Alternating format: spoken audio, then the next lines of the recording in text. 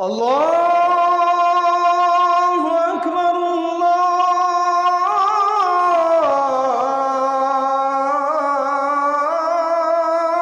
আকবার। জিবরিল আমিন নবীজির কাছে কয়েকদিন আসেন নাই, কয়েকদিন ওহী নাজিল বন্ধ ছিল।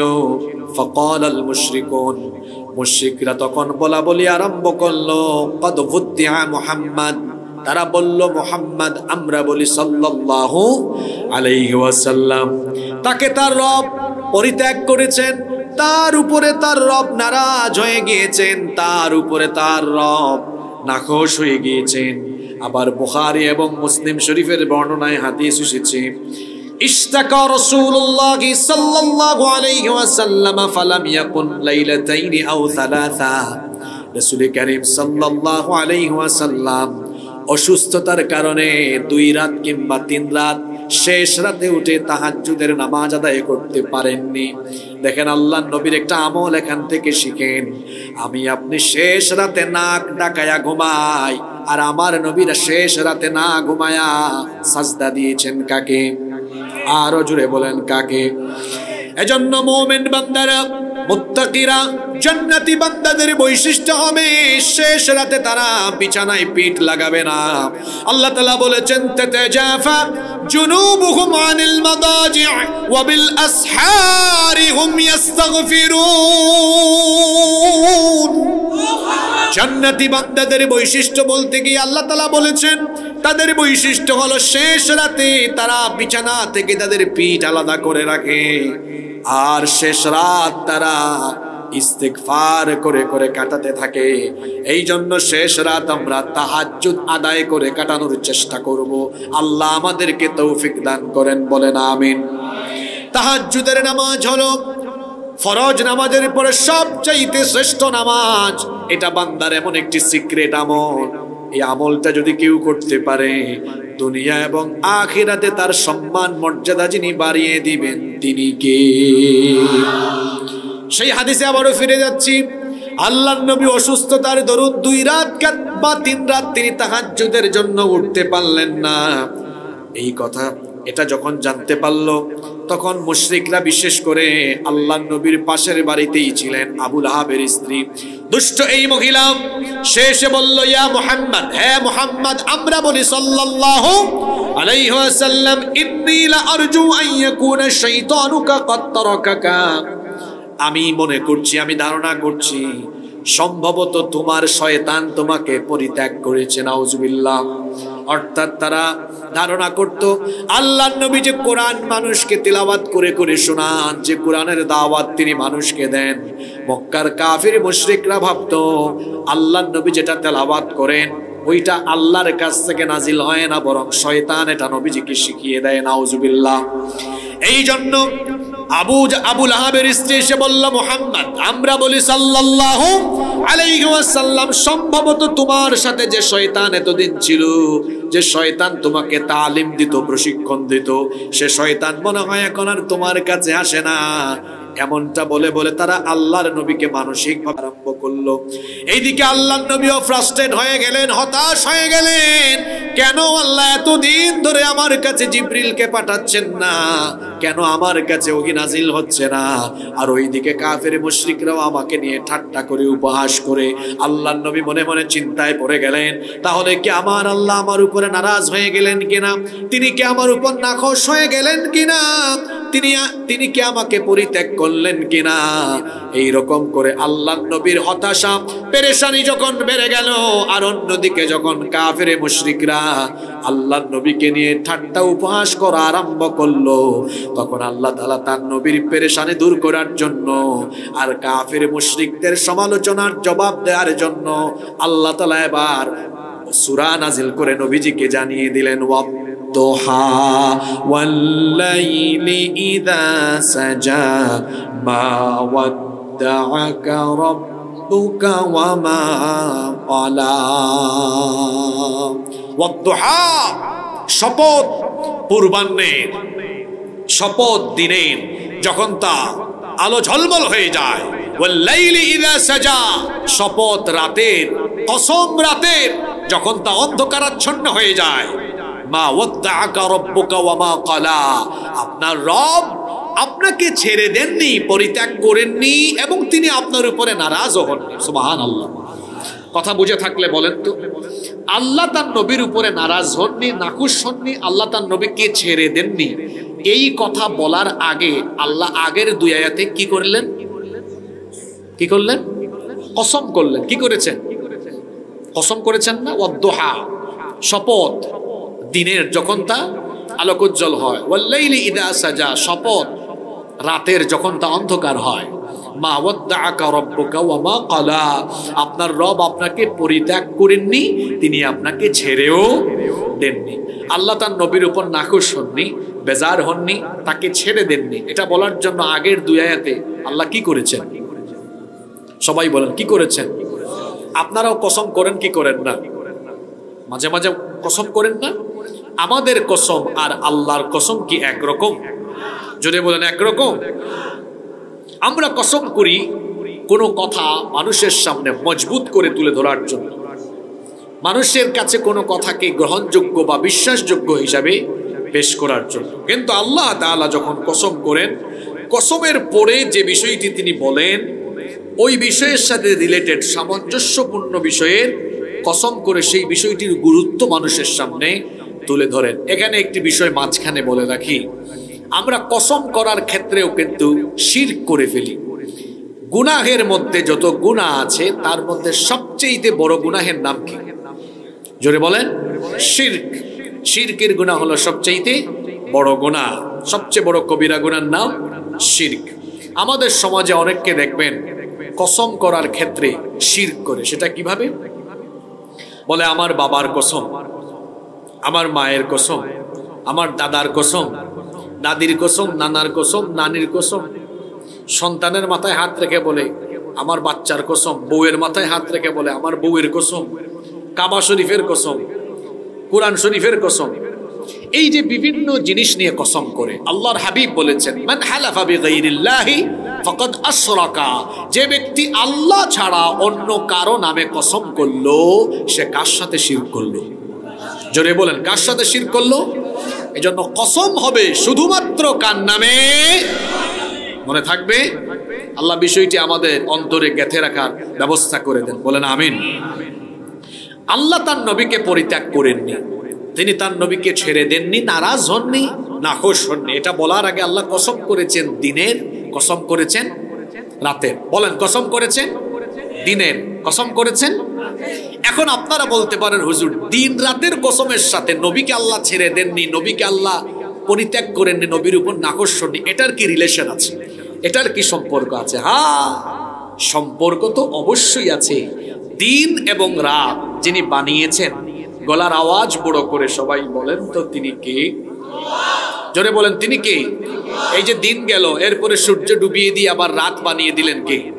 আবার সকালবেলা সূর্য উঠিয়ে দিয়ে দিনের আলো দিয়ে দিবেন কে? দিন এবং রাত। এটার কারণে এই পৃথিবী ভারসাম্যপূর্ণ অবস্থায় টিকে আছে। যদি দিন এবং রাত না থাকতো তাহলে কিন্তু পৃথিবী অচল হয়ে যেত। কি হয়ে যেত? অচল। দিন রাত কেন হয়? দিন রাত হলো পৃথিবীর আহ্নিক গতির ফলাফল। আহ্নিক গতি, বার্ষিক গতি বুঝেন আপনারা? আহ্নিক গতি হচ্ছে পৃথিবী সূর্যকে কেন্দ্র করে যে ঘুরছে, ঘূর্ণায়মান, এই পৃথিবীর ঘূর্ণন গতিকে বলে কি? আহ্নিক গতি। সূর্যকে কেন্দ্র করে পৃথিবীর যে ঘূর্ণন গতি, এটাকে বলে আহ্নিক গতি। আর আহ্নিক গতির ফলে পৃথিবীতে কি হয়?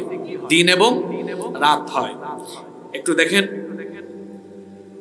আমাদের সভাপতি সাহেবের শহরে একটু তারা আছে, কাজ আছে, এই জন্য তিনি আপনাদের থেকে বিদায় নিচ্ছেন। আমরা ওনার জন্য মাহফিল আছে, ডক্টর এনায়েতুল্লাহ আব্বাসী সাহেব হাফিজাহুল্লাহ ওয়া রাআ, সেখানে তিনি তশরিফ এনেছেন, এই জন্য তিনি যাচ্ছেন। আমরা ওনার জন্য দোয়া করছি, আল্লাহ তাআলা ওনাকে হায়াতান তাইয়্যিবা সিহাতান কুল্লিয়া দান করেন। আমরা বলি আমিন। কোথায় ছিলাম মনে আছে? সূর্যকে কেন্দ্র করে পৃথিবী কি করে? জোরে আমার দিকে তাকান। পৃথিবী কি করে? ঘুরে। এই ঘূর্ণনের ফলে পৃথিবীর কোথাও দিন, কোথাও। বাংলাদেশে এখন কি? আমেরিকায় আজকে ইলেকশন হচ্ছে। আজকে কি হচ্ছে? আর আমেরিকার ইলেকশন নিয়ে দেখলাম বাংলাদেশের মানুষের খুব শুধু বাংলাদেশ না, গোটা বিশ্বেরই গোটা বিশ্বের মানুষ এটা নিয়ে অনেক মাতামাতি করে। তবে বাংলাদেশে দেখলাম মানুষের এবার মাতামাতির সংখ্যা অনেক বেশি। কেউ কেউ বলছে বাংলাদেশের এই আমেরিকার ইলেকশনের উপর ডিপেন্ড করবে বাংলাদেশের আগামীর রাজনীতি। আমরা বলে দিতে চাই, কোন দেশের ইলেকশন আর কোন দেশের সংস্কৃতির উপরে এই বাংলাদেশের পট পরিবর্তন হওয়ার ধ্যান ধারণা এটা আগে ছিল, কিন্তু আগামীতে এটা আর হতে দেওয়া হবে না। বাংলাদেশের মানুষ কোন দেশের গোলাম হয়নি, হবেও না ইনশাআল্লাহ। যারা গোলাম হতে চেয়েছিল, গোলাম হয়ে যারা ভারতের গোলাম হয়ে ভারতের তাবেদারি করে ভারতীয় আধিপত্যবাদ এদেশে কায়েম করতে চেয়েছিল, দেশের মানুষ তাদেরকে সাইজ করে তাদেরকে দিল্লিতে নির্বাসিত করে দিয়েছে। এখন আবার নির্বাসিতদের খুব আকাঙ্ক্ষা জেগেছে, যে ট্রাম্প সাহেব আসলে আমরা চট করে ঢুকে যাবো। ঢুকেন না, একটু চট করে মানুষও ধরবে। বহু হিসাব নিকাশ বাকি আছে, ঠিক না বে ঠিক? আমরা যেখানে ছিলাম খেয়াল রাখবেন, দিন এবং রাত এটা হচ্ছে আহ্নিক গতির কারণে। বলছিলাম আহ্নিক গতির ফলে পৃথিবীর এক জায়গায় রাত, আরেক জায়গায় বাংলাদেশে এখন রাত 10:43, আমেরিকায় এখন দুপুর, দিনের বেলা এখন, লন্ডনে এখনো বিকাল, লন্ডনে এখনো বিকেল বেলা। সৌদি আরব তো আমাদের 4-3 ঘন্টা পিছিয়ে আছে। এখন কোন দেশে জোহর, কোন দেশে ফজর, কোন দেশে সকাল 10টা, কোন দেশে সকাল 8টা। কি বলেন, এরকম না? এই যে দিন এবং রাত, এটা হচ্ছে আহ্নিক গতির কারণে। আর দিন এবং রাত এটা মহান আল্লাহ একটা অন্যতম অনুগ্রহ। যদি দিন রাত আল্লাহ না দিতেন পৃথিবী অচল হয়ে যেত, আমরা পৃথিবীতে বসবাস করতে পারতাম না, এটা বসবাসের অনুপযোগী হয়ে যেত। কি করে? এই যে যদি 24 ঘন্টা দিন থাকতো, 24 ঘন্টা দিন আল্লাহ চাইলে পারবেন না? পারবেন কিনা? 24 ঘন্টা যদি দিন থাকতো, তাহলে আপনারা আমাকে বলেন ফসলের উৎপাদন হবে? উৎপাদন হবে না তো, কারণ একটু কুয়াশা দরকার, একটু ঠান্ডা দরকার। আবার আমাদের কথা চিন্তা করে যদি 24 ঘন্টা দিন থাকে, তাহলে আমরা কি বিশ্রাম নেওয়ার চমৎকার পরিবেশ পাবো? যদি বলেন পাবো। আবার 24 ঘন্টা যদি রাত থাকে, তাহলে আরেক সমস্যা, আরেক সমস্যা না, আরেক সমস্যা। আবার যদি শুধু রাত থাকে, আপনারা দেখবেন রাতের বেলা টেম্পারেচার ধীরে ধীরে কি হয়, কমে আসে। টেম্পারেচার কি হয়, যেমন আজকে আমি উত্তরবঙ্গ থেকে আসতেছি, দিনের বেলা দেখলাম 31 ডিগ্রি সেলসিয়াস ছিল। আপনাদের স্টেজে উঠার আগে গাড়িতে দেখলাম টেম্পারেচার বাইরে 26 ডিগ্রি সেলসিয়াস। রাত যত বাড়বে আরো আস্তে আস্তে আরেকটু কমবে। এখন যদি 24 ঘন্টা রাত থাকতো, তাহলে গোটা পৃথিবী বরফে পরিণত হয়ে যেত। আবার 24 ঘন্টা দিন থাকলে সমুদ্র পৃষ্ঠের উচ্চতা বেড়ে গিয়ে তখন জলোচ্ছ্বাস হয়ে যেত। মোট কথা, দিন রাত না থাকলে পৃথিবী বসবাসের উপযোগী থাকবে। এজন্য পৃথিবীকে বসবাসের উপযোগী বানানোর জন্য রব্বুল আলামিন দিন এবং রাত সৃষ্টি করেছেন। কিন্তু আল্লাহ যদি চান কিয়ামত পর্যন্ত পৃথিবীতে শুধু রাত থাকবে, তাহলে বলেন তো কেউ কি দিনের আলো এনে দিতে পারবে নাকি? আরো জোরে বলেন, পারবে নাকি? এজন্য আল্লাহ তাআলা কোরআনে কারীমের 28 নম্বর সূরা সূরাতুল কসাসের 71 নম্বর আয়াত থেকে বলছেন, কুল আরাআইতুম ইন জাআলাল্লাহু আলাইকুমুল লাইলা সারমাদান ইলা ইয়াউমিল কিয়ামাতি মান ইলাহুন গায়রুল্লাহি ইয়াতিকুম বিদিয়া আফালা তাসমাউন। আল্লাহ তাআলা বলছেন, ও নবী আপনি এদেরকে বলুন, তোমরা কি ভেবেছো, তোমরা কি কখনো চিন্তা করেছো, যদি আল্লাহ তাআলা কিয়ামত পর্যন্ত তোমাদের উপরে রাতের অন্ধকারকে চিরস্থায়ী করে দেন, আল্লাহ ছাড়া এমন কোন ইলাহ আছে নাকি যে এই পৃথিবীতে দিনের আলো এনে দিতে পারবে? কথা বলেন, পারবে নাকি? এরপরের আয়াতে আল্লাহ বলছেন, কুল আরাআইতুম ইন জাআলাল্লাহু আলাইকুমুন নাহারা সারমাদান ইলা ইয়াউমিল কিয়ামাতি মান ইলাহুন গায়রুল্লাহি ইয়াতিকুম বিলাইলিন তাসকুনুনা ফীহি আফালা তুবসিরুন। আল্লাহ তাআলা বলছেন নবীদেরকে বলেন, তোমরা কি ভেবেছো, তোমরা কি কখনো চিন্তা করেছো যদি আল্লাহ তাআলা কিয়ামত পর্যন্ত তোমাদের জন্য শুধু দিনের আলোকে নির্ধারণ করে দেন, আল্লাহ ছাড়া এমন কোন ইলাহ আছে নাকি যে পৃথিবীতে রাতের অন্ধকার এনে দিবে আর তোমরা এতে করে বিশ্রাম নিবে? আল্লাহ যদি না চান কেউ কি পারবে নাকি? এরপরে আয়াতে আল্লাহ বলছেন, ওয়া মির রাহমাতিহি জাআলা লাকুমুল লাইলা ওয়ান নাহারা লিতাসকুনু ফীহি ওয়া লিতাবতাগু মিন ফাদলিহি ওয়া লাআল্লাকুম তাশকুরুন। আল্লাহ তাআলা বলছেন, এই যে দিনের পরে রাত হয়, রাতের পরে দিন হয়, এটা হচ্ছে আল্লাহর একান্ত অনুগ্রহ, এটা হলো আল্লাহর একান্ত দয়া। তিনি যদি এই দয়া না করতেন তাহলে পৃথিবীতে মানুষ বসবাস করার জন্য উপযোগী কোনো পরিবেশ থাকতো না। এজন্য দিন এবং রাতের আবর্তন যিনি ঘটান, পুরুষোচিত কণ্ঠে গলার আওয়াজ বড় করে বলেন, তিনি কে? এই যে সারাদিন গেল, সারাদিন গেল, রাতের বেলা আমরা সন্ধ্যার পরে কর্মক্লান্ত, খুব ক্লান্ত শরীর নিয়ে রাতের বেলা যখন আমরা ঘুমিয়ে যাই, সকালবেলা উঠার পরে আর কি ক্লান্ত ক্লান্ত ভাব থাকে না ফ্রেশ ফ্রেশ লাগে? জোরে বলেন, আমার দিকে তাকান, কি লাগে?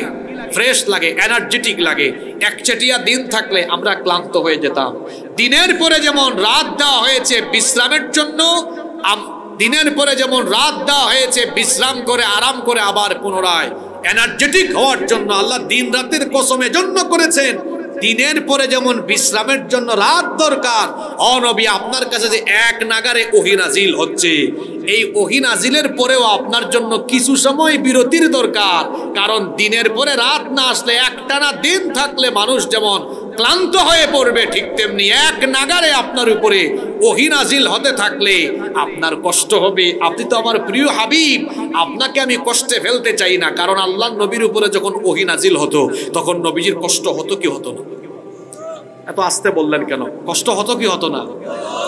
আল্লাহর নবীর কাছে যখন ওহী নাজিল হতো তখন নবীজির কষ্ট অনুভব হতো। একটা দুইটা প্রক্রিয়ায় নয়, অনেকগুলো প্রক্রিয়ায় নবীজির কাছে ওহী আসতো। ঘন্টা ধ্বনির ন্যায় ওহী নাজিল হতো, মৌমাছির গুঞ্জনের ন্যায় আওয়াজ হতো ওহী নাজিলের সময়। কখনো কখনো জিবরিল আমিন সশরীরে আসতেন, কখনো কখনো মানুষের সুরত ধরে আসতেন। আল্লাহর নবীর কাছে যখন ওহী নাজিল হতো, ওহী নাজিলের ভারে আল্লাহর নবীর তখন কষ্ট অনুভব হতো। কোরআনে কারীমের ৭৩ নম্বর সূরা, সূরা মুজাম্মিলের ৫ নম্বর আয়াতে আল্লাহ তাআলা বলছেন, ইন্না সানুলকি আলাইকা কওলান সাকিলা, নিশ্চয়ই আমি আপনার কাছে এক ভারী ভারী ভারী বোঝা, ওহীর ভারী বোঝা পাঠাচ্ছি, নাজিল করছি। আল্লাহর নবীর কাছে যখন ওহী নাজিল হতো তখন আল্লাহর নবীর অবস্থা কেমন হতো শুনেন। হযরত যায়েদ বিন সাবিত রাদিয়াল্লাহু আনহু বলছেন, উনজিলা আলা রাসূলিল্লাহি, আমার সাথে বলেন সাল্লাল্লাহু আলাইহি ওয়াসাল্লাম, ওয়া ফাখিদাহু আলা ফাখিদি ফাকাদাত তারুদ্দ ফাখিদি। তিনি বলছেন, যায়েদ ইবনে সাবিত রাদিয়াল্লাহু আনহু বলছেন, একবার আমি আল্লাহর নবীর পাশে বসা ছিলাম, আমার হাঁটু মুবারকের সাথে হাঁটু লাগি আল্লাহর নবী বসা ছিলেন। এমন সময় যখন আল্লাহর নবীর উপরে ওহী নাজিল হচ্ছিল, ওহী নাজিলের ভারে আমি বুঝতে পারলাম যে আমার হাঁটু পর্যন্ত ভেঙে চুরে চুরমাচুর হয়ে যাওয়ার উপক্রম হয়ে যাচ্ছিল। ওহী নাজিলের সময় আল্লাহর নবীর অবস্থা কেমন হতো শুনেন। আমাদের মা উম্মুল মুমিনিন আয়েশা রাদিয়াল্লাহু আনহা তিনি বলেছেন, লাকাদ রাআইতুহু ইয়ানজিলু আলাইহিল ওয়াহয়ু ফিল ইয়াউমিশ শাদীদিল বারদি ফায়াফসিমু আনহু ওয়া ইন্না জাবিনাহু লা ইয়াতাফাসাদু আরাকা। তিনি বলেছেন, প্রচন্ড শীতের রাতে, প্রচন্ড কনকনে ঠান্ডার রাতে যখন আল্লাহর নবীর কাছে ওহী নাজিল হতো, ওহী নাজিলের কারণে আল্লাহর নবীর শরীর এবং কপাল ঘেমে ঘাম বের হয়ে যেত। তাহলে বোঝা গেল ওহী নাজিলের সময় আল্লাহর নবীর অবস্থা স্বাভাবিকের চাইতে পরিবর্তন হয়ে যেত। আম্মা জান আয়েশা রাদিয়াল্লাহু আনহা তিনি আরো বলছেন, কানা ইযা উহিয়া ইলাইহি ওয়া হুয়া আলা নাকাতিহি وضعت جيرانها فما تستطيع أن تحرك حتى يسرعن। আল্লাহ নবী যখন উটের উপরে সওয়াররত অবস্থায় থাকতেন, এমন সময় যদি তার উপরে ওহী নাজিল হতো তাহলে উট দাঁড়িয়ে থাকতে পারত না, সে তার বুককে মাটিতে দাবিয়ে দিত, মাটিতে বসে যেত। শুধু তাই নয়, ওহী নাজিল বন্ধ হতো না যতক্ষণ উট নড়াচড়া করতে পারত না ততক্ষণ। তাহলে বোঝা গেল ওহী নাজিলের সময় আল্লাহর নবীর কষ্ট হতো কি হতো না? কথা বলছেন না কেন? হতো কি হতো না? দিন সারা দিন থাকলে রাত যদি না থাকতো আমাদের কষ্ট হতো কি হতো না?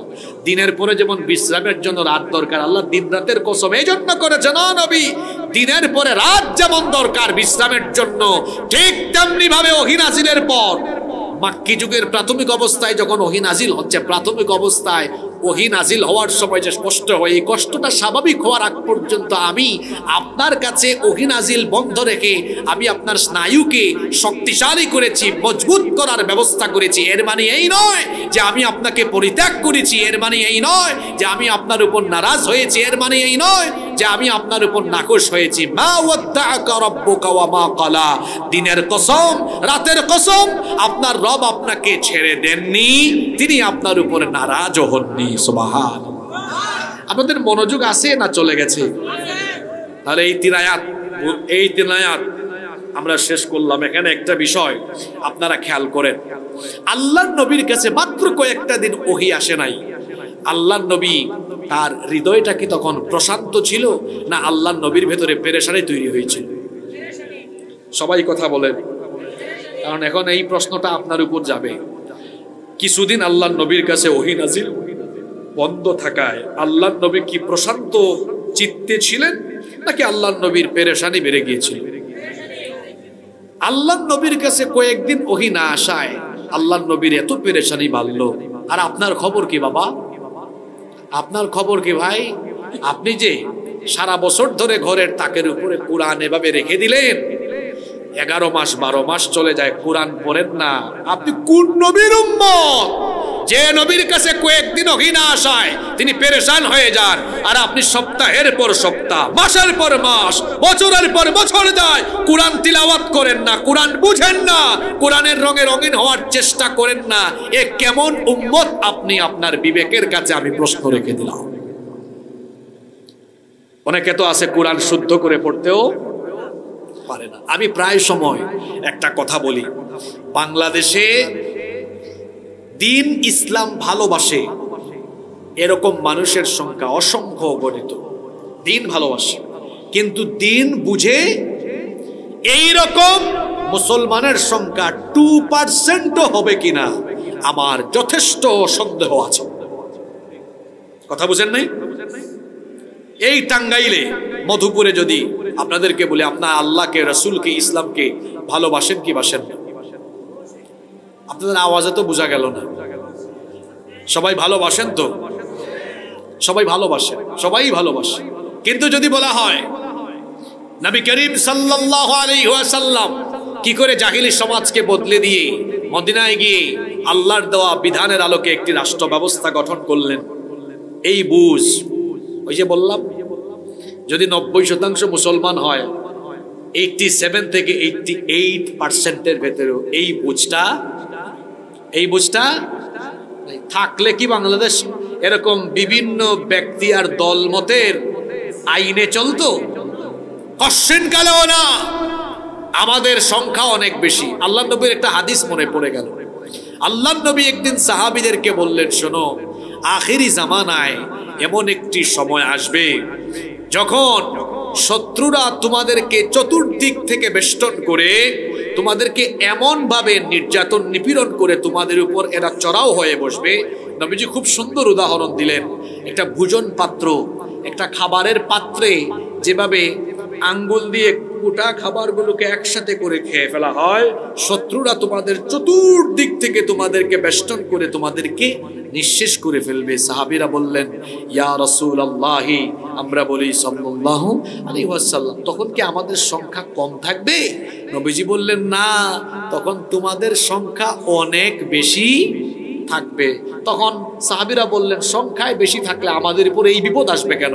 নবীজি বললেন, তোমাদের সংখ্যা বেশি থাকার পরেও এই বিপদ এই কারণে আসবে, আল্লাহ আর রাসূলের প্রতি ভালোবাসা এবং আল্লাহ রাসূলের প্রতি ভালোবাসা তোমাদের সেই সময় কমে যাবে, দ্বীনের বুঝ তোমাদের মধ্য থেকে উঠে যাবে, কমে যাবে, দ্বীনি জ্ঞান উঠে যাবে, মানুষ দ্বীনি জ্ঞান শূন্য হয়ে যাবে, দ্বীনকে মানুষ ভালো করে বুঝবে না, মৃত্যুকে শাহাদাতকে মানুষ যখন ভুলে যাবে, ঠিক তখনই মুসলমানদের উপরে এই বিপদ আসবে। আজ দেখুন আপনি বাংলাদেশে আল্লাহর দ্বীন ইসলামকে ভালোবাসে এই সংখ্যাটা সবচাইতে বেশি। এদেশে ইসলাম বিরোধীদের সংখ্যা মাত্র হাতে গোনা কয়েকজন, তারপরেও আমরা এই দেশে ইসলামী রীতিনীতি আল্লাহর দ্বীনের বাস্তবায়ন ঘটাতে পারি না কেন? তার কারণ হলো আমরা দ্বীনকে ভালোবাসি ঠিক, কিন্তু দ্বীনের বুঝ উপলব্ধি আমরা এখনো আমাদের হৃদয়ে ঢোকাতে পারি নাই। কথাকে বুঝতে পেরেছেন? এই সূরার ভেতরে অনেক চমৎকার কথা আছে। এই সূরা আমি এমনি এমনি চুজ করি নাই, বর্তমান সময়ের জন্য উপযুক্ত হিসাবে আমি এই সূরাটা আজকে আলোচনার জন্য বেছে নিয়েছি। মনোযোগ থাকবে আপনাদের।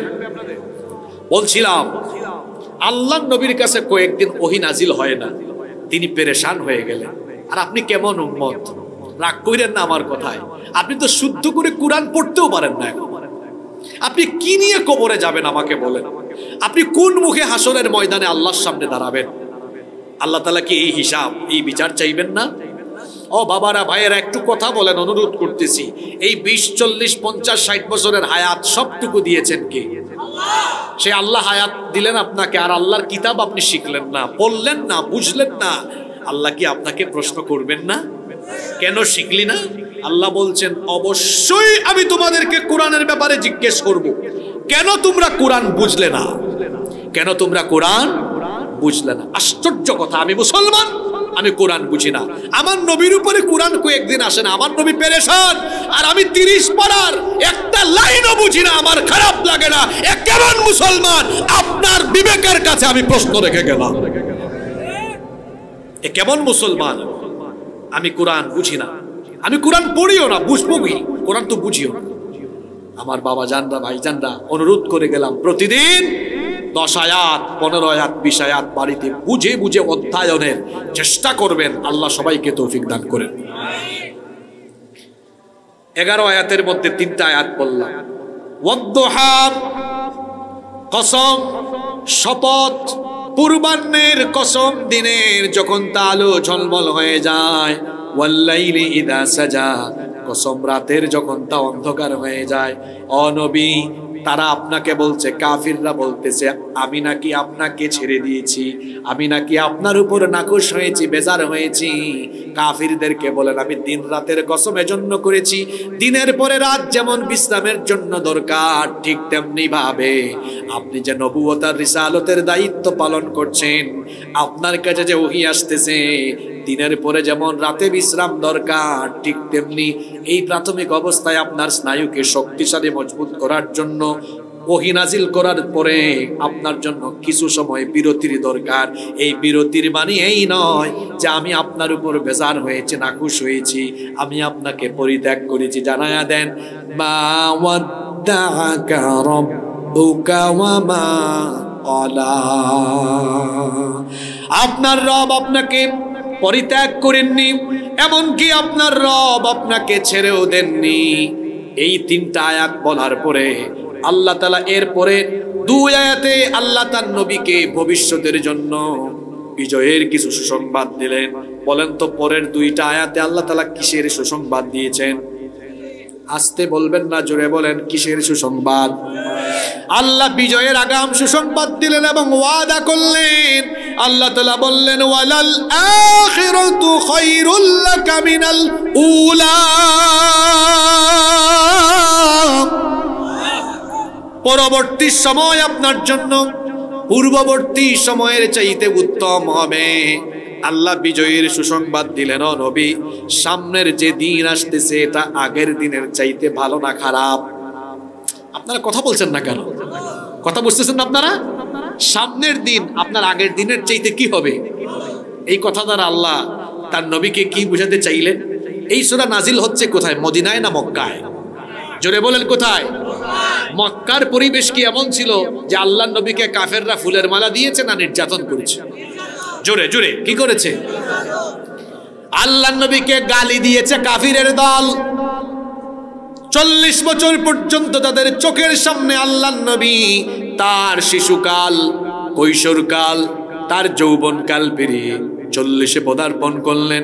তাদের চোখের সামনে তিনি বড় হলেন। কোনদিন তারা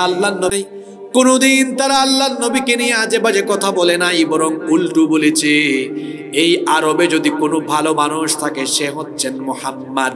আমরা বলি সাল্লাল্লাহু আলাইহি ওয়াসাল্লাম। আল্লাহর নবীকে তারা এত ভালোবাসতো, এত পছন্দ করত, এত বিশ্বাস করত। তাদের ধন সম্পদ, টাকা পয়সা এনে আল্লাহর নবীর কাছে তারা গচ্ছিত রাখতো, আমানত রাখতো।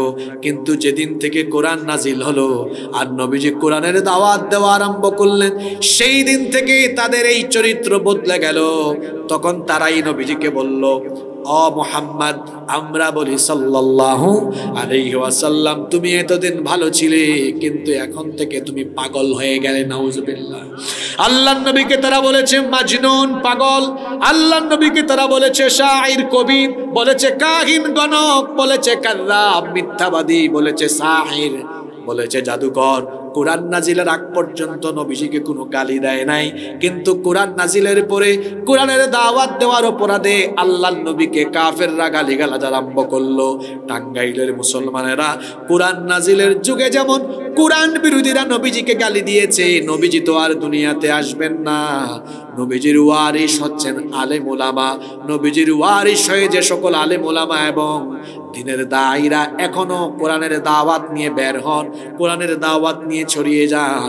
১৫০০ বছর আগের কাফিরদের মতো সেই খাসলত এখনো ধারণ করে, লালন করে কোরআন বিরোধীরা এই যুগেও তাদের পিতৃপুরুষ, পূর্বপুরুষদের স্বভাব ধরে রেখে এখনো তারা গালিগালাজ করে। খাসলত ঠিক রেখেছে, গালির ভাষা একটু পরিবর্তন করেছে। তারা গালির স্বভাব ঠিক রেখেছে, ভার্সন শুধু পরিবর্তন করেছে। ১৫০০ বছর আগে কোরআনের দাওয়াত দিলে সেই যুগে গালি দেওয়া হয়েছে পাগল, কনক, কবি, জাদুকর।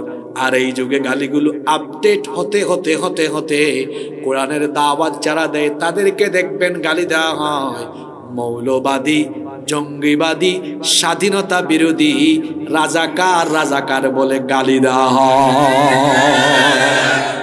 কোরআন বিরোধীদের খাসলত ঠিক আছে। ভার্সন আইফোন, প্রতি বছর আইফোনই থাকে, শুধু তার ভার্সনটা কি হয়ে আছে, মডেল চেঞ্জ হয় না, 12, 13, 14, 15, তাই না? 15 প্রো, 15 প্রো ম্যাক্স। নাম ঠিকই আছে, নাম কি? নাম আইফোন, নাম মডেল। নোকিয়া মোবাইল চালাইছেন না আপনারা? ওই কত বছর আগে বাটনওয়ালা ফোন মনে আছে না? এখনো নোকিয়া অ্যান্ড্রয়েড ফোন আছে, নাম ঠিক আছে, ডিজাইন। ১৫০০ বছর আগে কোরআন যখন নাজিল হয়েছে, কোরআন বিরোধীরা সেই যুগেও কোরআনওয়ালাদেরকে গালিগালাজ করেছে। আর তাদের গালির কথাগুলো কোরআনে উঠায় দিয়েছেন কি? কেন উঠায় দিয়েছেন? আপনাদের জন্য, যাতে করে কিয়ামত পর্যন্ত কোরআনের পথের পথিকরা এটা উপলব্ধি করতে পারে এই পথে চললে কোরআন বিরোধীরা গালিগালাজ করবেই করবে। এজন্য এই পথে আমরা যারা আছি আমাদেরকে জঙ্গিবাদী, মৌলবাদী, স্বাধীনতা বিরোধী, যুদ্ধাপরাধী যতই বলেন না কেন, আমরা আমাদের কাজ থামাবো না। কোরআনের দাওয়াত চলবেই চলবে, কেউ রুখে দিতে পারবে না। গালি ঠিক আছে, ভার্সন শুধু দেখেন না। গত 15 বছর দেখেছেন যাকে তাকে রাজাকার বানিয়ে দেওয়া হচ্ছে। আমরা বারবার বলেছি এটা মারাত্মক ফাঁদ, আপনারা বুঝতে পারেননি। অবশেষে 24 জুলাই এসে বুঝতে পেরেছেন। ছাত্ররা ন্যায্য একটি দাবি নিয়ে যখন কথা বলছে যে রাজাকার শব্দকে গালি বানানো হয়েছিল, এখন এটা বাংলাদেশে ব্র্যান্ডিং এ পরিণত হয়েছে।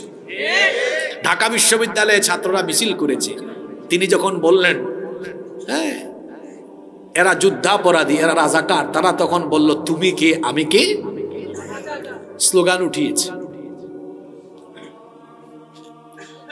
বলছিলাম গালিগালাজ এটা আগের যুগেও ছিল, এখনো, জোরে বলেন এখনো। এই সূরা নাজিল হয়েছে কোন সময়? যখন কাফিররা নবীজিকে ফুলের মালা দেয় না গালিগালাজ করে? জোরে বলেন। আল্লাহর নবী যেন হতাশ না হন, আল্লাহর নবী যেন বিচলিত হয়ে না পড়েন, আল্লাহর নবী যেন ফ্রাস্ট্রেশনে না ভোগেন, এবং চতুর্দিকে আল্লাহর নবীর সাহাবীদের উপরেও সেই অবস্থা, মানসিকভাবে শারীরিকভাভাবে তাদের উপরে নির্যাতন করা হচ্ছে। ওই সময় আল্লাহ তার নবীকে বলেন, ও নবী হতাশ হয়েন না, আমি আপনাকে একটা সুসংবাদ শোনাই, ওয়ালাল আখিরাতু খায়রুল লাকা মিনাল উলা। পরবর্তী সময় আপনার জন্য পূর্ববর্তী সময়ের চাইতে উত্তম হবে। আবার কোন কোন মুফাসসিরের অর্থ করেছেন আপনার জন্য দুনিয়ার চাইতে আখিরাত আরো অনেক বেশি উত্তম হবে। অর্থাৎ দুনিয়াতে আল্লাহ আপনাকে যে সম্মান দিয়েছেন, যে মর্যাদা দিয়েছেন, এর চাইতে আরো বেশি সম্মান আর মর্যাদা আপনাকে আল্লাহ আখিরাতে দান করবেন। আল্লাহু আকবার। আমার নবীর মর্যাদা যেমন দুনিয়াতে সবার উপরে, আখিরাতে পরকালে কিয়ামতেও সবার উপরে থাকবে। আল্লাহর নবী বলেছেন, আনা সাইয়্যিদু ওয়ালাদি আদম ইয়াউমাল কিয়ামাহ। কিয়ামতের ময়দানে যখন আল্লাহ তাআলা আবুল বাশার পৃথিবীর প্রথম মানুষ এবং প্রথম নবী বাবা আদম আলাইহিস সালাম থেকে নিয়ে পৃথিবীর শেষ মানুষ পর্যন্ত সকলকে হাসরের মাঠে একত্রিত করবেন, আল্লাহ তাআলা সকল নবীদেরকে রেখে হাসরের ময়দানে আল্লাহ আমাকে গোটা মানব জাতির নেতা বানিয়ে দিবেন। সুবহানাল্লাহ পড়তে ইচ্ছা করে না? নবী হিসাবে আমার নবীর সম্মান কত, আমার নবীর মর্যাদা কত দেখেন। আল্লাহর নবী বলেছেন, আমি জান্নাতের দরজার কাছে কিয়ামতের দিন যাব না যতক্ষণ জান্নাতের দরজা খোলা হবে না ততক্ষণ। সুবহানাল্লাহ পড়তে ইচ্ছা করে না? আতি বাবাল জান্নাতি ইয়াউমাল কিয়ামাহ। কিয়ামতের দিন আমি জান্নাতের দরজার কাছে আসব। জান্নাতের দরজার কাছে এসে জান্নাতের দারোয়ান ফেরেশতাকে বলবো, ফাস্তাফতিহ, জান্নাতের দরজা খোলো। ওই দারোয়ান ফেরেশতা বলবেন, মান আনতা, আপনি কে? আমি তখন বলবো, আনা মুহাম্মদ। আমরা বলি সাল্লাল্লাহু আলাইহি ওয়াসাল্লাম। ফেরেশতা বলবে, বিকা উমিরতু, আপনার ব্যাপারেই তো আদেশ পেয়ে এখানে আমি অপেক্ষা করছি, আপনাকে ওয়েলকাম, আহলান ওয়া সাহলান, আপনার ব্যাপারে আদেশ পেয়ে আমি দাঁড়িয়ে আছি।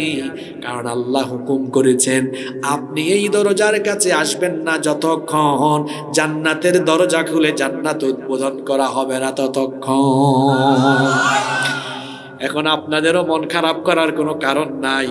নবী হিসাবে যদি আমার নবীর সম্মান সকল নবী রাসূলের চাইতে বেশি হয়, উম্মত হিসাবেও অন্যান্য উম্মতের চাইতে আমাদের সম্মান, আমাদের স্ট্যাটাস, আমাদের মর্যাদা সবার থেকে কম না বেশি? এজন্য আপনাদের হতাশ হওয়ার কোনো কারণ নাই। কারণ আমার নবী বলেছেন, কিয়ামতের দিন আমার উম্মত জান্নাতে ঢুকবে না যতক্ষণ অন্য কোন নবীর উম্মত জান্নাতের ভিতরে ঢুকতে পারবে না ততক্ষণ।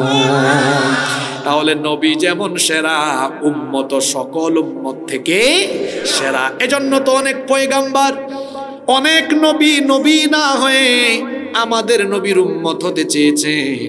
কারণ এই উম্মত হতে পারাটাও সৌভাগ্যের ব্যাপার। আর আমরা না চাইতে আমাদেরকে এই নবীর উম্মত যিনি বানিয়ে দিয়েছেন, জোরে বলেন তিনি কি? সে আল্লাহকে খুশি করার জন্য শরীরের সব শক্তি গলার মাঝ বরাবর এনে চিৎকার করে বলি আলহামদুলিল্লাহ। সে আল্লাহ বলছেন, ওয়ালাল আখিরাতু খায়রুল লাকা মিনাল উলা। ও নবী, পরবর্তী সময়, আগামীর দিন, আগামীর সময় আপনার জন্য আগের দিনগুলোর চাইতে উত্তম হবে। আপনি তো দাওয়াত আরম্ভ করেছিলেন একা, আপনার আশেপাশে কয়েকজন হয়েছে, সবাই মানসিক এবং শারীরিকভাবে এখন নির্যাতন নিপীড়নের সম্মুখীন। কিন্তু এই অবস্থা থাকবে না, এই অবস্থা কেটে যাবে। রাত যত গভীর হয়, সকাল হওয়ার সম্ভাবনা তত বাড়ে না কমে। আল্লাহ যেন এই কঠিন পরিস্থিতির মধ্যে নবীজিকে সেই কথাই বললেন, ও নবী, রাত যেভাবে গভীর হলে ভোর হওয়ার সম্ভাবনা বাড়ে, আপনার উপরে আর আপনার আশেপাশের সাহাবীদের উপরে যেরকম নিপীড়ন বাড়ছে, নির্যাতন বাড়ছে, হতাশ হওয়ার কোনো কারণ নাই। এগুলোর পরেই কিন্তু ইসলামের বিজয়ের সূর্য উদিত হবে। আল্লাহু আকবার। আল্লাহ তার নবীকে ওয়াদা করলেন, পরের আয়াতে বললেন, ওয়ালা সাউফা ইউতিকা রাব্বুকা ফাতারদা। অচিরেই, খুব শীঘ্রই আপনার রব আপনাকে এত বেশি দান করবে যে আপনি খুশি হয়ে যাবেন। সুবহানাল্লাহ। এই দুটো আয়াতে আল্লাহ তার নবীর সাথে ওয়াদা করলেন। জোরে বলেন, কি করলেন? যখন ওয়াদা করছেন তখন ইসলামের সুসময় না দুঃসময়? তখন মুসলমানদের কি সুসময় চলে না দুঃসময় চলে? দুঃসময়ে আল্লাহ বললেন, ওয়ালাল আখিরাতু খায়রুল লাকা মিনাল উলা। আপনার জন্য পরবর্তী সময় পূর্ববর্তী সময়ের চাইতে উত্তম। ওয়ালা সাউফা ইউতিকা রাব্বুকা ফাতারদা। অচিরেই আপনার রব আপনাকে এত দিবেন যে আপনি খুশি হয়ে যাবেন। দুঃসময়ে আল্লাহ তাআলা তার নবীর সাথে যে ওয়াদা করেছেন, দুনিয়া এবং আখিরাতে আল্লাহ সেই ওয়াদার বাস্তবায়ন ঘটাবেন কি ঘটান নাই? ঘটান নাই? আল্লাহ কি ওয়াদা পূরণ করেন নাই? ওয়াদা আল্লাহ কিভাবে পূরণ করলেন? মক্কার এই বৈরী পরিবেশে 13 বছর আল্লাহর নবী নির্যাতন নিপীড়ন সহ্য করে দাওয়াত চালিয়ে যেতে লাগলেন। আর মদিনায় গিয়েছিলেন একজন মীমাংসাকারী হিসাবে, হিজরত করে গেলেন। কিন্তু সেখানে যাওয়ার পরে আউস খাজরাজ সহ পৌত্তলিক ইহুদি সবাইকে নিয়ে মদিনা সনদ প্রণয়নের মাধ্যমে একটি ইসলামী রাষ্ট্রের গোড়াপত্তন করে আজ নবী মদিনা রাষ্ট্রের প্রধান হয়ে গেলেন। আল্লাহ যে নবীজিকে বলেছেন, নবী এই রকম অবস্থা থাকবে না, আপনাকে তো পাঠিয়েছি। নবীকে আল্লাহ কেন পাঠিয়েছেন? ওয়াল্লাযী আরসালা রাসূলাহু বিল হুদা ওয়া দীনিল হক লিইয়ুযহিরাহু আলাদ দীনি কুল্লিহি ওয়ালাউ কারিহাল মুশরিকুন। তিনি হচ্ছেন সেই মহান সত্তা যিনি তার রাসূলকে হিদায়াত এবং দ্বীনে হক সহকারে পাঠিয়েছেন। কেন পাঠিয়েছেন?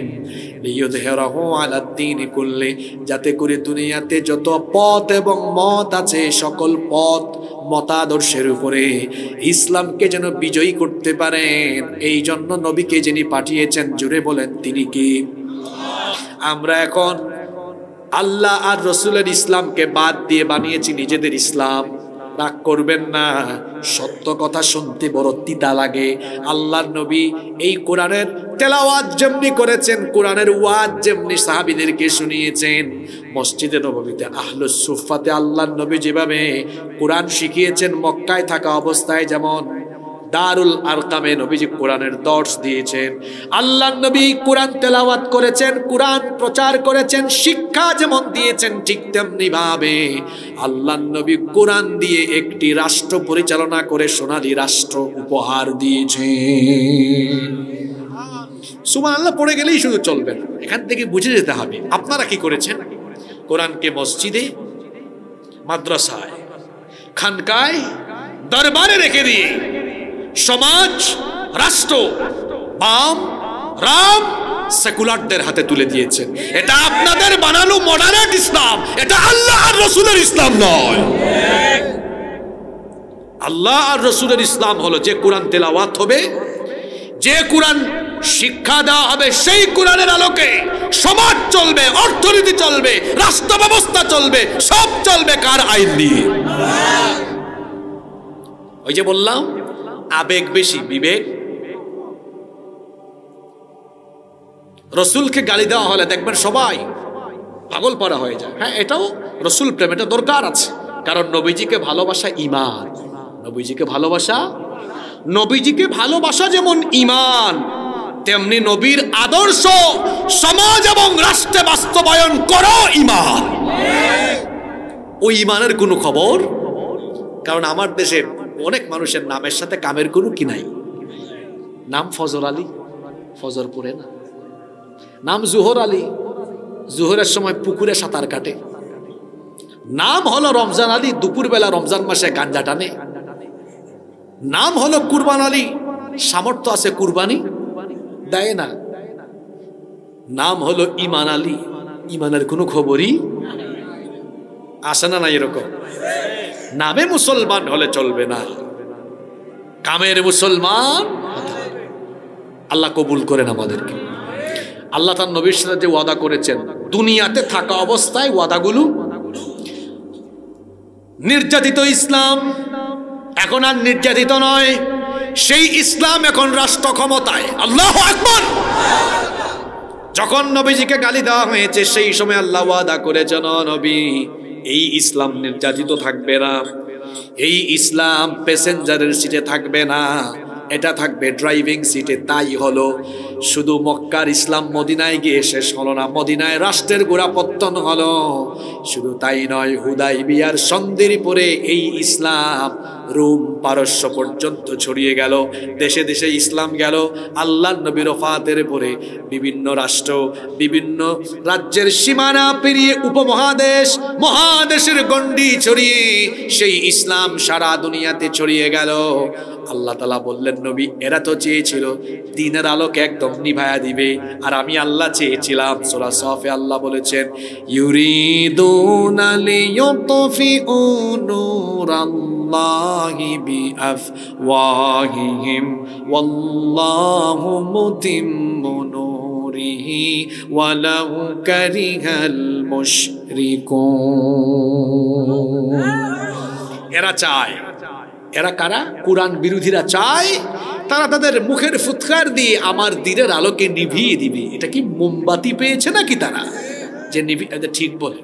আন্দাজে কি ঠিক? কোনটাই ঠিক না। মাহফিলে বা বিভিন্ন জায়গায় খালি ঠিক ঠিক বলে, জিজ্ঞেস করলে কিচ্ছু বলতে পারে না। তো ও ঠিকই আছে, এটা অভ্যাস, কুঅভ্যাস হয়ে গেছে। আমি বলি কি, এটা কি মোমবাতি পেয়েছে? ঠিক। এ ভাই, মোমবাতিকে ফু দিয়ে কি করা যায়? এই লাইট ফু দিয়ে নিভাইতে পারবেন? আপনারা যদি বলেন, হুজুর আপনি তো প্রধান বক্তা, আপনি সূরা ফাতিহা পরে ফু দিলে নিভবে, আমার মতো প্রধান বক্তা না, কাবা শরীফের ইমাম এসে ফু মারলেও লাভ। গোটা টাঙ্গাইলের মানুষ জামাতে ফু দিলে নিভবে? এটা নিভবে? নিভবে না। যদি ফেরেশতা মানুষের সামনে আসার সুযোগ থাকতো, আর গায়ে থাপ্পড় লাগাইতো, বাট এখানে ফু দে স্ক্যান, একটা সুইচ আছে না, সুইচ চাপলেই তো কাম হয়, ঠিক কিনা? আপনাদেরকে হাসানোর জন্য কথা বলছি না। আল্লাহ বলছেন, ও নবী, এই যে কোরআন বিরোধীরা কোরআনের আলো নিভিয়ে দিতে চায়, কেমনে পারবে? এটা কি মোমবাতির আলো নাকি দিনের আলো? হ্যাঁ, মোমবাতির আলোকে ফু দিয়ে নেভানো যায়, ইলেকট্রিক্যাল লাইটকে ফু দিয়ে নেভানো যায়, সুইচ চাপতে হয়। ইসলামের আলো, কোরআনের আলো, মোমবাতির আলো নয় যে আপনি ফু দিবেন, জেলে ঢুকাবেন, ফাঁসি দিবেন আর ইসলামী আন্দোলনকে থামিয়ে দিবেন। এটা মোমবাতির আলো নয়, ইলেকট্রিক্যাল লাইটের মতো। এটা এই সুইচ কোনো পয়গম্বরের হাতে নাই, কোনো ফেরেশতার হাতে নাই। এই সুইচ কার হাতে? এটা বন্ধ করতে, এটা বন্ধ করে দিতে যারাই চেয়েছে, তারা গোষ্ঠী শুদ্ধা ধ্বংসের অতল গহ্বরে নিক্ষিপ্ত হয়েছে। তাকায় দেখেন বাংলাদেশের দিকে, কতগুলা ব্যক্তিকে ফাঁসি দিয়েছে, কত মানুষকে আয়না ঘরে নিয়েছে, কত আলেমকে নির্যাতন করেছে। এই দেশ থেকে কি ইসলামকে মুছে দেওয়া গিয়েছে? তাদের বাপ দাদা 14 গোষ্ঠী মিলে পারে নাই কশিন কালেও এই বাংলাদেশ থেকে ইসলামের কালচার, ইসলামের আন্দোলনকে স্তব্ধ করে দেওয়ার সাহস কেউ করতে পারবে না। এটা সম্ভব নয়। এই ওয়াদা কোন হুজুরের না, কোন পিসাবের না। এই ওয়াদা কার? এই ওয়াদা কার? পাশে দেখলাম ধান ক্ষেত আছে, পানির সেচ দিলে ফসল কি হয়?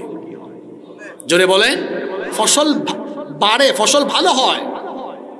বৃষ্টি হলে, পানি সেচ দিলে ফসল কি হয়?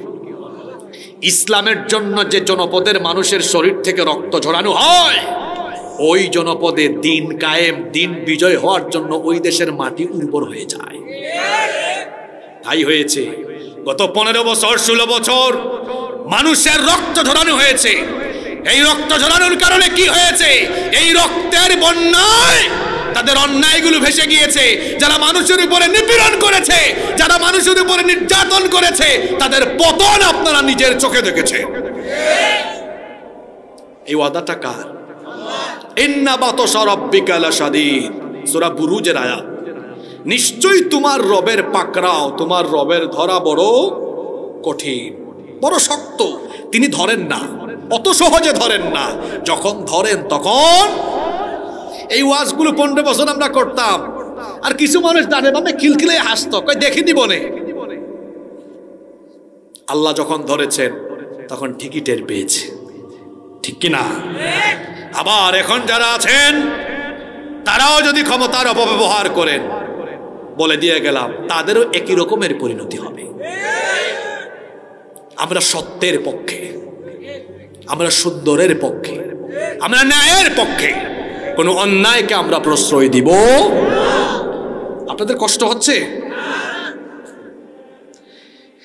আপনারা কি উঠে যাবেন নাকি আমার রেখা? কয় আয়াত গেল? 5 আয়াত। ওই যে বলছিলাম আল্লাহ নবীর সাথে যে ওয়াদা করেছেন, এই ওয়াদা পূরণ করেছেন। আপনাদের সাথেও আল্লাহর ওয়াদা আছে না? বলবেন হুজুর এটা কি শুধু নবীর সাথে? না, নবীকে কুরআন নাজিল, নবীকে বলা মানে নবীর মাধ্যমে উম্মতকেও বলা। আগামীর দিন বাংলাদেশ সহ গোটা পৃথিবীর জন্য, ইসলামের জন্য ভবিষ্যৎ অত্যন্ত সুন্দর। আলহামদুলিল্লাহ পড়ো। বলবেন হুজুর কেমনে সুন্দর? আরে ইমাম মাহদি তো এখনো আসলেনই না। ইমাম মাহদি যখন আসবেন গোটা পৃথিবীকে মুসলমানরা আবার এক খলিফার অধীনে মুসলমানরা পৃথিবী শাসন করবে। আপনাদের বিশ্বাস হয় না? আপনাদের বিশ্বাস হয় না? তাহলে আগামীর দিন আমাদের জন্য ভালো না খারাপ? এমনকি এই বাংলাদেশে এখন যে পরিস্থিতি দেখা যাচ্ছে, ওলামা মাশায়েখ যদি ঐক্যবদ্ধ হয়ে যেতে পারেন, এই বাংলাদেশেও ইসলামের বিজয়, আল্লাহর দ্বীন বিজয় হবেই হবে ইনশাআল্লাহ। আমাদের কোনো হতাশা। আচ্ছা, এখানে এই প্রথম 5টি আয়াতে আল্লাহ কি করলেন? প্রথম 3 আয়াতে আল্লাহ তার নবীকে সান্ত্বনা দিলেন, পরের 2 আয়াতে আল্লাহ ওয়াদা করলেন। দেখি মনে আছে কিনা? প্রথম 3 আয়াতে আল্লাহ কি করেছেন বলেন? কি দিয়েছেন? সান্ত্বনা দিয়েছেন, আমি ছেড়ে দিইনি। পরের 2 আয়াতে আল্লাহ কি করেছেন মনে থাকবে? আচ্ছা, এর পরের আয়াতে আল্লাহ কি করলেন? এর পরের 3টা আয়াতে আল্লাহ তার নবীকে নেয়ামতের কথা স্মরণ করালেন।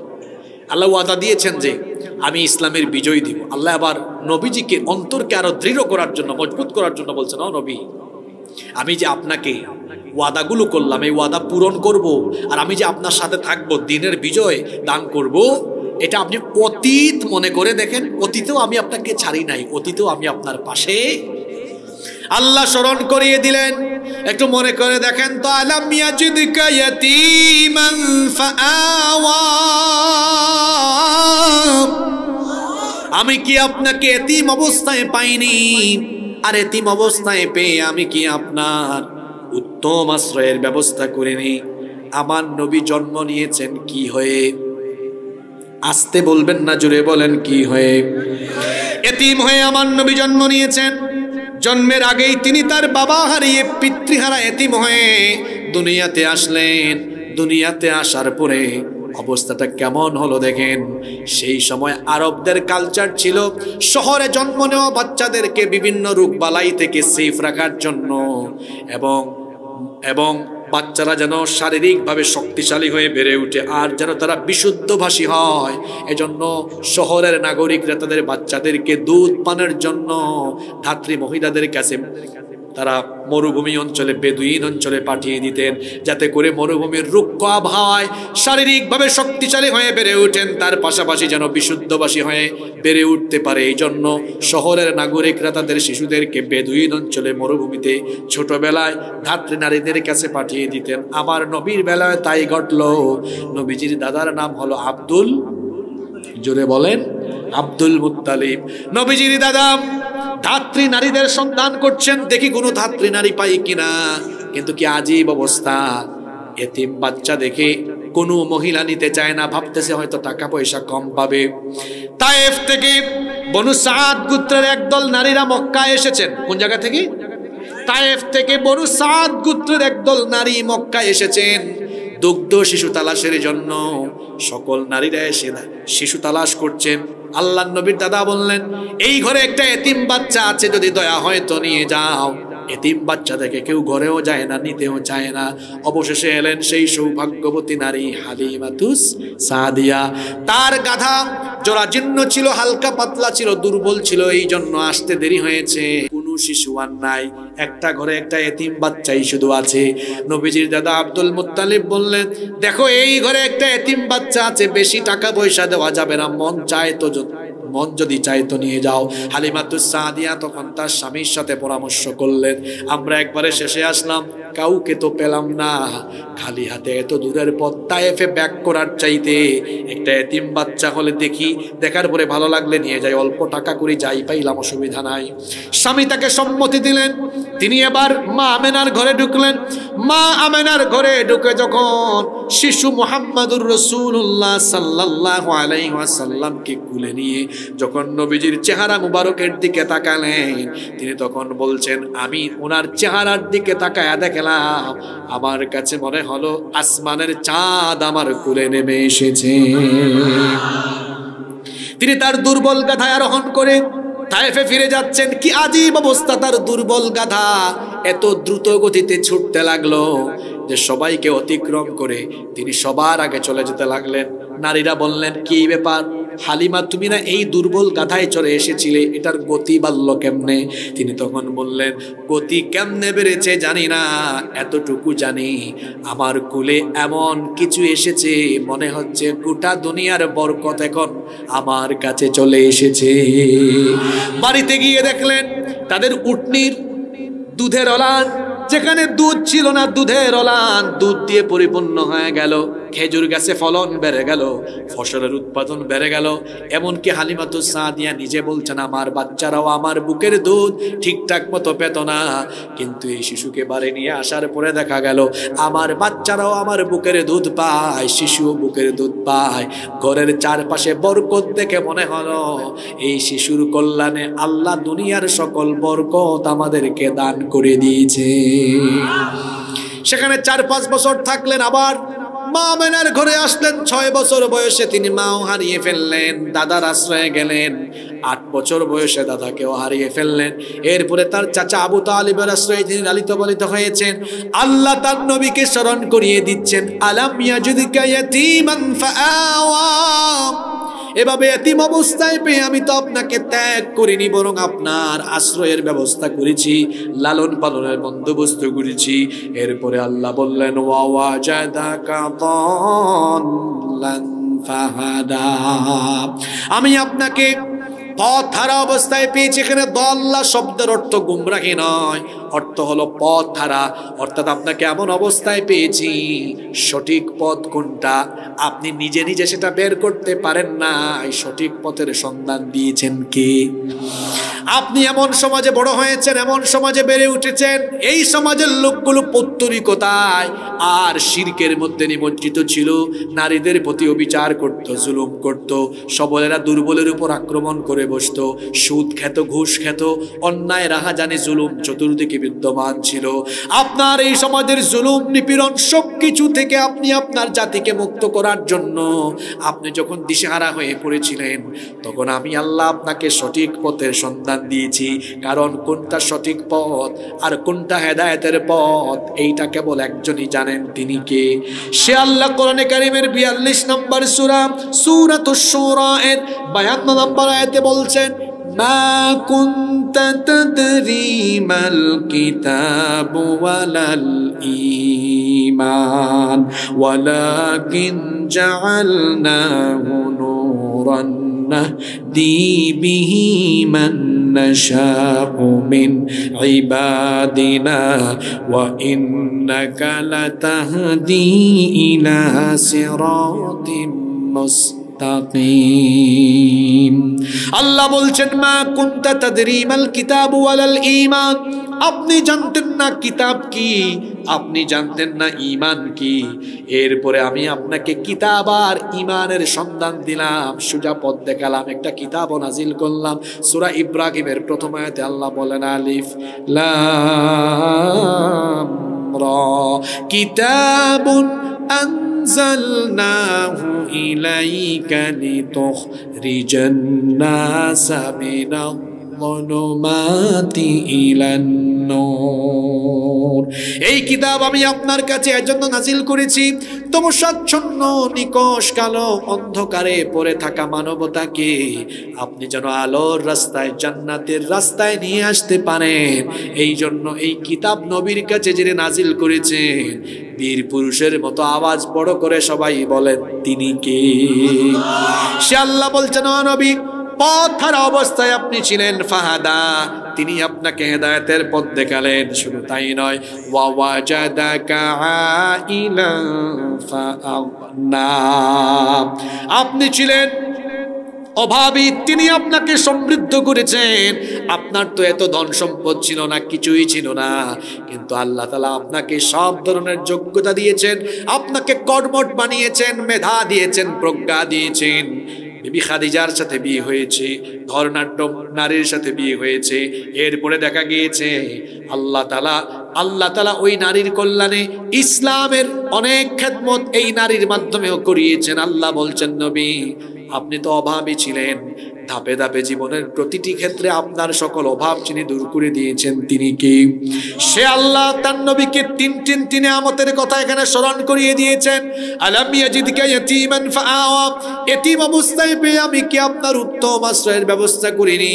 ওয়াজাদাকা দাল্লান ফাহাদা, পথ হারা অবস্থায় পেয়ে আমি কি আপনাকে সঠিক পথের সন্ধান দেইনি?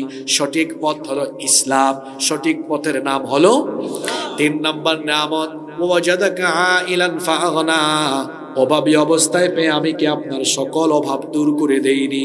এবার আল্লাহ তাআলা শেষের 3টা আয়াতে নবী এবং আমাদেরকে 3টা নির্দেশ দিয়েছেন। জুড়ে বলেন কয়টা নির্দেশ? ভালো করে শুনেন, কারণ কথায় আছে শেষ ভালো যার সব ভালো। এখন এই কথাগুলো বাড়ি নিয়ে যেতে হবে। শুনেন 3টা নির্দেশ কি? আল্লাহ তাআলা বলছেন ফাআম্মাল ইয়াতীমা ফালা তাকহার, অতএব আপনি নিজেই যেহেতু এতিম ছিলেন, এতিমের কষ্ট আপনি বুঝেন, এতিমকে ধমক দিবেন না, গলা ধাক্কা দিবেন না, ঘাড় ধাক্কা দিবেন না, রূঢ় আচরণ করবেন না, এতিমের উপর জুলুম করবেন না। আমার দেশে অনেক মানুষ আছে এতিমের মাল আত্মসাৎ করে খেয়ে ফেলে, অবশ্য মধুপুরে টাঙ্গাইলে নাই। এতিমের মাল অন্যায় ভাবে জুলুম করে পেটে ঢুকায় যারা, পেটের মধ্যে জাহান্নামের আগুন ঢুকায়, তারা বলেছেন কে? খবরদার কোন এতিমের প্রতি জুলুম করবেন না। যে ব্যক্তি এতিমের উপর জুলুম করে সে যেন নবীর উপরেই জুলুম করে, কারণ আমার নবীও তো এতিম ছিলেন। এতিমকে কষ্ট দেওয়া মানে হলো নবীকে কষ্ট দেওয়া। এজন্য এতিমকে কষ্ট দিবেন না নিষেধ করেছেন কোরআনে আল্লাহ। ফাআম্মাল ইয়াতীমা ফালা তাকহার, এতিমকে ধমক দিবেন না, এতিমের সাথে রূঢ় আচরণ করবেন না, এতিমের মাল অন্যায়ভাবে ভক্ষণ করবেন না। অনেকে আছে একই পরিবারের সদস্য, 2 ভাই 3 ভাই, কোনো ভাই যখন মারা যায় তার সন্তানদের ধন সম্পদ তারে না দিয়া অন্যান্য ভাইরা মাইরা খায় ফেলে। টাঙ্গাইলে এগুলো হয় না। এতিমের মাল অন্যায়ভাবে খেয়ে ফেলে। শুধু তাই নয়, এতিম সন্তান পেলে বাড়ির সকল কাজ ওই এতিম বাচ্চাটাকে দিয়ে করায়।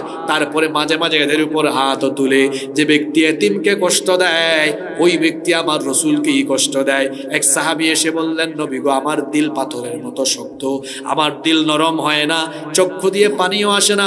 নবীজি বললেন এতিমদেরকে ভিজিট করতে যাবা, এতিম দেখতে যাবা, এতিম দেখলে এতিমের মাথায় স্নেহের হাত বুলাইয়া দিবা, ভালোবাসবে, এতিমদেরকে একটু মায়া মহব্বত করবে, দেখবে তোমার দিলকে যিনি নরম করে দিবেন তিনি কে? যাদের সামর্থ্য আছে এতিম দেখাশোনা করবেন, এতিম ছেলে মেয়েদের বিবাহের ব্যবস্থা করবেন, কর্মসংস্থানের ব্যবস্থা করে দিবেন। কারণ এতিমকে যারা দেখাশোনা করবে, আল্লাহ নবী বলেছেন আনা ওয়া কাফিলুল ইয়াতীমি ফিল জান্নাতি হাকাযা ওয়া দাম্মাস সাব্বাবাতি ওয়াল ওয়াসতা। এই 2টা আঙ্গুল নবীজি সাহাবীদেরকে দেখায়া একসাথে লাগায়া বললেন, এইভাবে একসাথে লাগায়া দিয়া বললেন, শোনো সাহাবীরা, এতিমের দেখাশোনাকারী ব্যক্তি, এতিম লালন পালনকারী ব্যক্তি আর আমি নবী কাল কিয়ামতের দিন এইভাবে এক জান্নাতে অবস্থান করব। এই জন্য এতিমদেরকে আপনারা মায়া মহব্বত করবেন না, জুলুম করবেন। আল্লাহ মায়া মহব্বত করার তৌফিক আমাদেরকে দেন। বলছিলাম শেষের দিকে আল্লাহ আমাদের জন্য নির্দেশ দিয়েছেন কয়টা?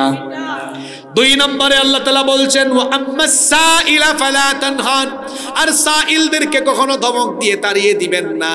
এখানে সাইলের অর্থ, সাইলের ব্যাখ্যায় মুফাসসিরগণ অর্থ দিয়েছেন দুইটা। এক নাম্বার অর্থ হলো সাইল মানে হচ্ছে কোনো ব্যক্তি যদি জ্ঞান অন্বেষণের জন্য আপনার কাছে এসে কোনো জিনিস জানতে চায় তাকে তাড়িয়ে দিবেন না। কেউ জানতে চাইলে সুন্দর করে নরম ভাষায় বুঝিয়ে দিবেন। আর আরেকটা অর্থ মুফাসসিরগণ দিয়েছেন, যদি কেউ এসে কোনো সম্পদ চায়, অভাবী মানুষ কিছু যদি চায় তাকে দান করবেন, কোনো অভাবীদেরকে ফিরাইয়া দিবেন না। কারণ আল্লাহ বলেছেন ওয়াফি আমওয়ালিহিম হাক্কুল লিসসাইলি ওয়াল মাহরুম, তাদের সম্পদে অভাবী আর বঞ্চিতদের হক রেখে দিয়েছেন কে? সম্পদশালী যারা মনে করবেন না এই সম্পদের মালিক শুধু আপনি। আল্লাহ বলেছেন তোমাকে যদি আমি সম্পদ দান করি, এই সম্পদের ভেতরে তোমার পরে তোমার প্রতিবেশীদের হক আছে। অভাবী যারা, অসহায় যারা, খেতে পারে না, চলতে পারে না, অসুস্থ মানুষ, চিকিৎসার টাকা নাই, চেয়েছে তাকে দান করো। তোমার কাছে সম্পদ যদি থাকো তাহলে তোমার কাছে সম্পদ যদি থাকে, তোমার প্রয়োজন পূরণের পরে সেটা খরচ করতে হবে কার দেখানো পথে? জোরে বলেন, কার দেখানো পথে? আল্লাহর দেখানো পথে যারা সম্পদ খরচ করে না, তাদের সম্পদ আবার নষ্ট করে কিংবা সম্পদ কেড়ে নেন কে? সম্পদ দেওয়ার মালিক কে? আবার সম্পদশালীর সম্পদ কেড়ে নিয়ে রাস্তার ফকির দিক করে দিতে পারেন যিনি, তিনি কে? আমার একটা ঘটনা মনে পড়লো, এই ঘটনা বলে তারপরে আমরা শেষের দিকে যাব। ঘটনাটা কি বলবো? বলবো বনে ইসরাইলের 3 ব্যক্তির ঘটনা। কয় ব্যক্তি শুনতেছেন আপনারা? বাবাজানরা, আমার চাচারা টায়ার্ড হয়ে গেছেন বাবা আপনারা। ঘটনাটা বলবো, শিক্ষণীয় ঘটনা। আল্লাহর রসুল একদিন সাহাবীদেরকে এই ঘটনাটা বললেন। কয়জন ব্যক্তির? বনে ইসরাইলের 3 জন ব্যক্তি, 3 জনই অসুস্থ। নোটিশের সাথেও মিল আছে, বুঝছেন?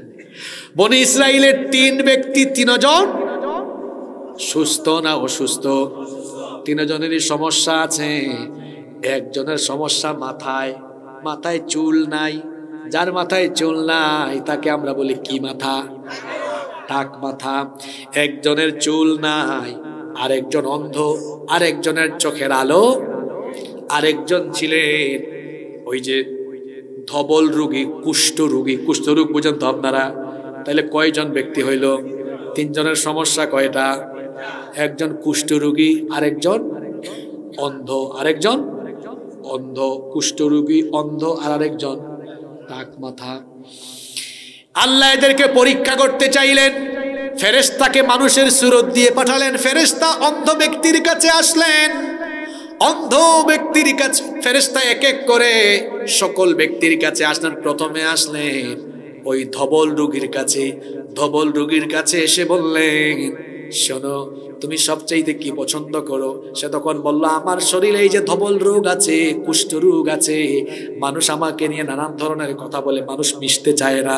যদি আমার রোগটা ভালো হয়ে যেত আমি বড় শান্তি পেতাম। তখন আল্লাহর হুকুমে এই লোকটার কুষ্ঠ রোগ ভালো হয়ে গেল। ভালো করে দিলেন কে? আরো জোরে বলেন, ভালো করে দিলেন কে? 10 মাসের গর্ভবতী একটা উটনি তাকে দেওয়া হলো। কয় মাসের? 10 মাসের গর্ভবতী উটনি দিয়ে বলা হলো, এটা রাখো, আল্লাহ এর মাধ্যমে তোমার সম্পদে বরকত বাড়িয়ে দেন। ফেরেশতা চলে গেলেন 2 নাম্বার ব্যক্তির কাছে। 2 নাম্বার ব্যক্তির মাথায় টাক মাথায়। তাকে বললেন, তুমি কি চাও? যার মাথায় চুল নাই সে কি চাইবে? বলবে যদি চুল থাকতো ভালো হয়েছে, কারণ মানুষ তো আমাকে টাকলা বলে।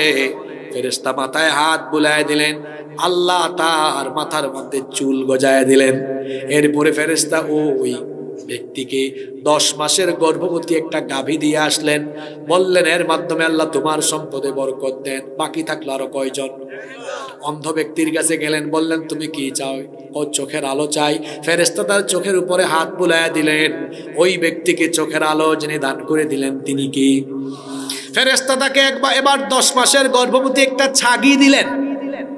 কি দিলেন? বললেন, এর মাধ্যমে তোমার সম্পদে বরকত হোক। 3 জনকে 3 রকমের পশু দেওয়া হলো। প্রথম জন কুষ্ঠরোগীকে কি দেওয়া হলো? উটনি। দ্বিতীয় জন টাকলা, তাকে কি দেওয়া হলো? গাভী, তৃতীয় জন অন্ধ, তাকে কি দেওয়া হলো? অনেক বছর পরে তিনজনের এই তিনটা পশু থেকে অনেকগুলো পশু হয়ে গেল। আল্লাহু আকবার। এবার আল্লাহ এদেরকে পরীক্ষা করার জন্য ফেরেশতাকে আবার মানুষের সুরত দিয়ে পাঠালেন। প্রথম জনের কাছে গিয়ে বললেন, ভাই রে, তোমার তো এত উট, পুরা উপত্যকা মাঠ ভরা উট, আমি মুসাফির মানুষ, আমার পাথেও সম্বল হারিয়ে ফেলেছি, তোমার এখান থেকে একটা উট আমাকে দান করে দাও, তোমাকে তো আল্লাহ অনেক দিয়েছেন, আমাকে একটু একটা উট দান করো, তাইলে আমার মতো মুসাফির উপকৃত হবে। সে বলল, এগুলো আল্লাহ আমাকে দেন নাই। নাউজুবিল্লাহ পড়বেন না? পৈতৃক ভাবে আমি এগুলো পেয়েছি, এগুলো আমার পৈতৃক সম্পদ। ফেরেশতা তখন স্মরণ করিয়ে দিলেন, কয়েক বছর আগে কি তুমি কুষ্ঠরোগী ছিলে না? তুমি তো কুষ্ঠরোগী ছিলে, গরিব মানুষ ছিলে, কুষ্ঠরোগ ভালো করে দিয়েছেন কি? সম্পদও দিয়েছেন কি? আজকে অস্বীকার করলে, নাফরমানি করলে, তুমি মিথ্যা বলার কারণে তোমার এই সম্পদ কোনো কাজে আসবে না। আল্লাহ তার সব সম্পদ কেড়ে নিয়ে রাস্তার ফকির বানায় দিলেন। ফেরেশতা গেলেন দ্বিতীয় ব্যক্তির কাছে, গিয়ে বললেন, একই কথা, আমি মুসাফির মানুষ, আপনার তো অনেক গাভী, একটা গাভী আমাকে দিয়ে দেন, দান করেন, তাহলে আমি এই মুসাফির মানুষ পথেও সম্বল হারিয়ে ফেলেছে, আমার উপকার হবে, আল্লাহ তো অনেক দিয়েছেন। সে বলল, না, এগুলো আল্লাহ আমাকে দেন নাই, পৈতৃক ভাবে আমি পেয়েছি। এই ব্যক্তিও নাফরমানি করলো কার সাথে? ফেরেশতা স্মরণ করিয়ে দিলেন, কয়েক বছর আগে কি তুমি এরকম ছিল না? অবস্থা কি এমন ছিল না? কেন মিথ্যা বললে? তোমার সম্পদ আল্লাহ কেড়ে নিবেন। আল্লাহ ওই ব্যক্তির সম্পদ কেড়ে নিলেন। এবার ফেরেশতা তৃতীয় ব্যক্তির কাছে গেলেন। তৃতীয় ব্যক্তির কাছে গিয়ে বললেন, ভাই, তোমার তো মাঠ ভরা ছাগল আছে, আমি মুসাফির মানুষ, পাথেও সম্বল হারিয়ে ফেলে নিঃস্ব, ভাবী, অসহায় হয়ে গিয়েছে, একটু সাহায্য করো। এই ব্যক্তি উত্তর দিল, ভাই শোনো, এখানে যা আছে সবই আল্লাহ আমাকে দিয়েছেন, কোনো সম্পদই আমার না। এখন তোমার একটা কেন, যতটা লাগবে নিয়ে যাও, আমার কোনো আপত্তি নাই। ফেরেশতা বললেন, একটাও নিব না, কারণ এটা ছিল পরীক্ষা, এই পরীক্ষায় তুমি পাশ করে ফেলেছো। তোমাকে যে আল্লাহ সম্পদ দিয়েছেন, এই সম্পদ কমবে না, বরং তোমার এই মন মানসিকতার কারণে এবং আল্লাহর পথে খরচের মন মানসিকতা তোমার যে আছে, এই জন্য তোমার সম্পদ উত্তর উত্তর দিন দিন আরো যিনি বাড়িয়ে দিবেন তিনি কে? তাহলে বোঝা গেল, ওয়া আম্মাস সাইলা ফালা তানহার, সাইল অভাবী অসহায়দেরকে তাড়িয়ে দেওয়া যাবে না, সহযোগিতা করতে হবে। আর যে সম্পদ আছে, সম্পদ থেকে আল্লাহর পথে দিলে আমাদের সম্পদ বাড়বে না কমবে? এখন আমাদের সম্পদে বরকত আসুক, বরকত বাড়ুক, এটা আমরা চাই কি চাই না? কারা কারা চান না? হাত তুলেন। সামনে বৈশাখী কারবার, অসুবিধা নাই, মিস্টেক হয়ে গেছে, তাল ঠিক নাই, বেতাল হয়ে গেছে। তাহলে সম্পদে বরকত হোক, সবাই চাইতো। কারা কারা চাই? হাত তুলেন, জোরে বলেন। দেখেন, এই সূরাকে আলোচনা বুঝার, আমার দিকে তাকান, আলোচনা বুঝার সুবিধার্থে সূরাকে আমি কয় ভাগে ভাগ করেছি? 4 ভাগে। কয় ভাগে? প্রথম 3 আয়াতে নবীকে আল্লাহ কি দিয়েছেন? এই তো কথা বলছেন না। প্রথম দিকে কার মনে আছে? দেখে আমার দিকে তাকান তো। প্রথম 3 আয়াতে আল্লাহ নবীকে কি দিয়েছেন? সান্ত্বনা। কি দিয়েছেন? পরের 2 আয়াতে নবীজিকে আল্লাহ কিসের সুসংবাদ দিয়েছেন? বিজয়ের। কি দিয়েছেন?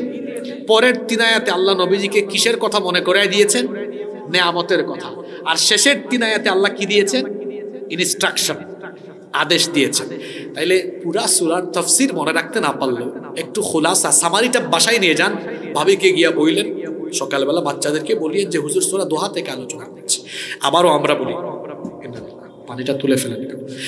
প্রথম 3 আয়াতে আল্লাহ নবীকে কি দিয়েছেন? আমি একটু অনুবাদ করে করে বলি। ওই যে কাফিররা বলতো যে আল্লাহ নবীজিকে কি করেছেন? ছেড়ে দিয়েছেন। আল্লাহ বলেন, ওয়াদ-দুহা ওয়াল-লাইলি ইযা সাজা মা ওয়াদ্দাআকা রাব্বুকা ওয়া মা না, আমি ছেড়ে দেই নাই, আমি নাখুশ হই না, আপনার সাথে আছি, এটা সান্ত্বনা। তাহলে প্রথম 3 আয়াতে আল্লাহ নবীকে কি দিয়েছেন? সান্ত্বনা। পরের 2 আয়াতে আল্লাহ বলেছেন, ওয়ালাল আখিরাতু খায়রুল লাকা মিনাল উলা ওয়া লাসাউফা ইউতিকা রাব্বুকা ফাতারদা, আগামীর সময় ভালো হবে, পরবর্তী দিন পূর্ববর্তী দিনের চাইতে উত্তম হবে, অচিরে আপনার রব আপনাকে অনেক দিবেন, আপনি খুশি হয়ে যাবেন। তাইলে এখানে আল্লাহ বিজয়ের সুসংবাদ দিয়েছেন, বিজয়ের। পরবর্তী 3 আয়াতের নিয়ামত স্মরণ করায় দিয়েছে।